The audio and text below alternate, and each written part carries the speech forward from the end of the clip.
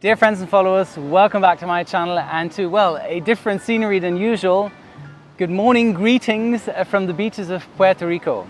Today I would like to reflect a little on 2018 and give you that motivational boost for 2019. So do a bit of reflection and let's get started. Speedbird Supertug after the American Airlines E-170, go left on Alpha. To be honest, 2018 has been one of the best years of my flying career so far, but it started off as one of the worst years I've experienced. I celebrated into 2018 being unemployed, just lost my job with Air Berlin and my beloved baby bus, the A320. I was living on the welfare of German taxpayers for 5 months, so thank you very much Germany for paying my rent and food. It sounds great not having to work and getting paid for doing nothing, but trust me, at least to me, it is the worst feeling in the world. The absolute low point was the question at the job center. So Joe, what's your profession? I'm a pilot.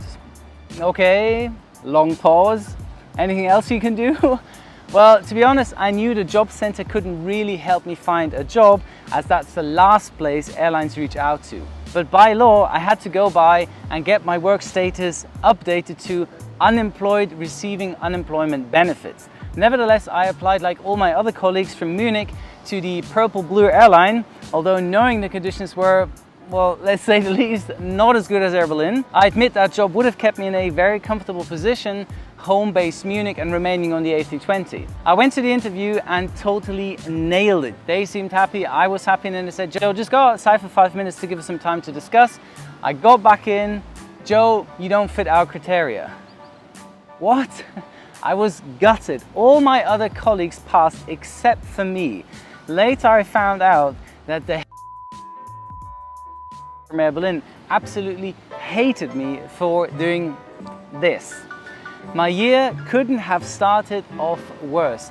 First of 8 interviews and I failed. Thankfully I passed all others, and Cargolux being the second assessment of all. And I knew deep in my heart, Cargolux or all or nothing. I admit the other assessments were more or less to see what other airlines are like and gain experience for you guys, which you now can profit from. I followed my childhood dream to fly the 747, and I would have been pretty dumb not to take the job with Europe's leading best cargo airline, a network of 90 destinations, an incredible fleet of planes, experienced captains, and a Luxembourgish employment contract. But a fear caught up on me, which is very common among anyone: change, leaving their comfort zone. I knew my life would dramatically change. I was worried at first that I couldn't cope with the long-haul flying, the night flights, and especially with jet lag. In the past, any 4 to 5 hour flight with Air Berlin to Egypt was an absolute torture just to maintain awake. Now, I would have had to fly tours for up to 21 days and wouldn't be seeing my friends and family for weeks. But look how it all turned out. I am the happiest kid on the block. This change in my life was the best thing that could ever happen to me. Now I'd prefer any 12-hour flight, as I'm less exhausted than 4 legs domestic flying. Due to the constant time changes, I don't even realize if it was a night flight or not. And jet lag, of course I have to deal with that. But so far I hadn't had any issues with it yet, and I get enough rest time too. So what is my message of this video? Now there are 2 quotes that stuck in my head this year. A rejection is a redirection, which is very true regarding my first assessment, and if it doesn't challenge you, it doesn't change you, and you remain in your comfort zone. Now imagine if I would have got the job with the other airline, I probably would have never made this video right here talking to you from the beaches of Puerto Rico. I wouldn't be flying the plane I always dreamt of. I wouldn't have spotted planes and eaten burgers and In-N-Out burgers in LA. I wouldn't have seen the Mavericks, the Seattle Seahawks, have breakfast at the beach, go flying in Quito, fly a hot air balloon over Mexico City, see England perform incredibly well at the World Cup, going yachting around Hong Kong with Cathay Pacific captain Mark Smith, wouldn't have battled with my dear friend Dutch Pilot Girl, or met Pilot Alexander in Doha, or have met Kennedy Steve at JFK, and countless more events. All because I said yes to change. Well, I kind of want to say thank you to the guys failing me at the first interview. Well, without knowing, well, they probably couldn't care less, but they have actually given me that push I needed. So what I would like you to do is not to say, yeah, no. No.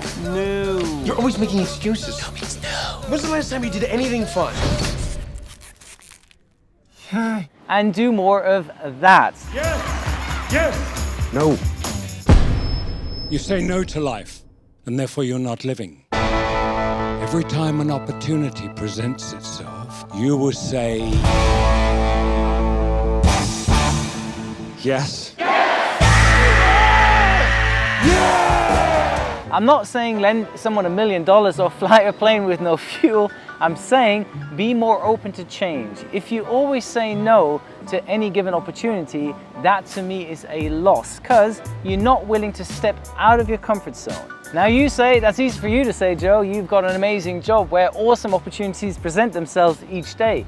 Yes, that's true, but only because I said yes in the first place to a big change in life. Now, I don't see my family and friends as much as I did in the past, as I am now away on long trips each month, but I traded my comfort zone I was in for a pilot life that bears little comparison. Okay, maybe pilot Alexander's bar and lounge on the A380 is pretty unbeatable, but still, he's going to celebrate that one. Come on, man. Well, I fly for the best cargo company in the world, so I guess that...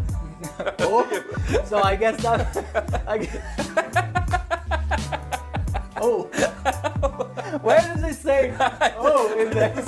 Now, I cherish the moments with my family and friends much more. Luckily, I have incredible friends who make time to see and spend some quality time together.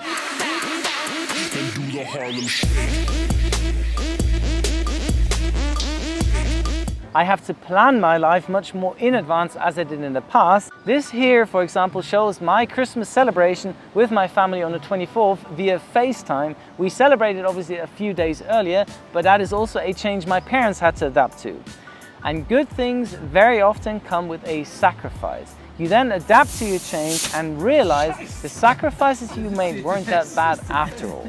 A harsh advice of mine: if you are not willing to sacrifice something in life to become a pilot, trust me, there is a dark side to aviation. Please do not become a pilot. You won't enjoy the life in the sky as much as I do, I can tell you that. If you want to become a pilot, you have to be very open to change. I don't mean schedule changes, something you'll have to deal with anyways. I'm saying possibly moving to another city or country because of flight school or your dream job.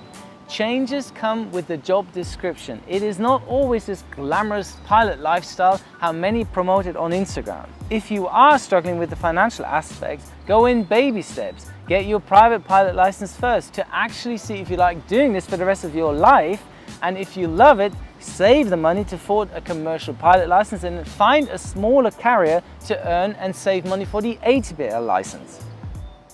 Hey fellas! Didn't even see you come there.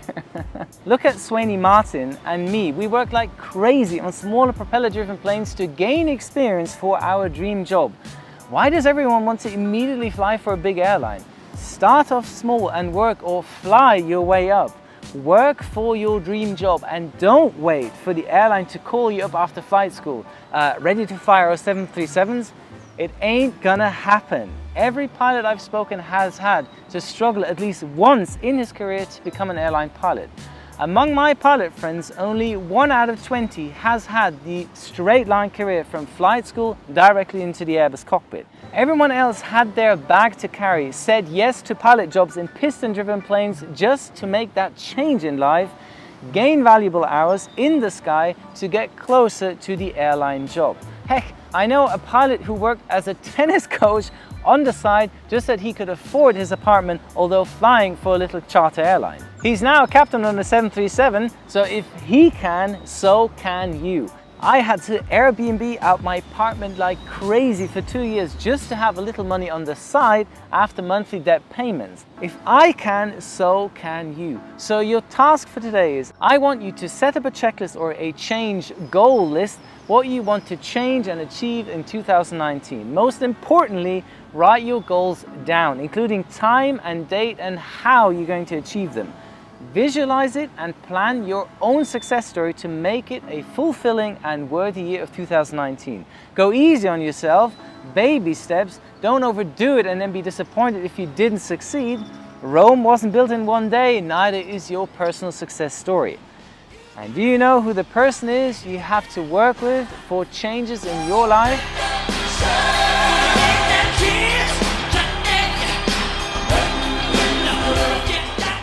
man in the mirror. You guys are my drive and my motivation to keep on going with this channel, and I want to thank you for being such trustworthy followers.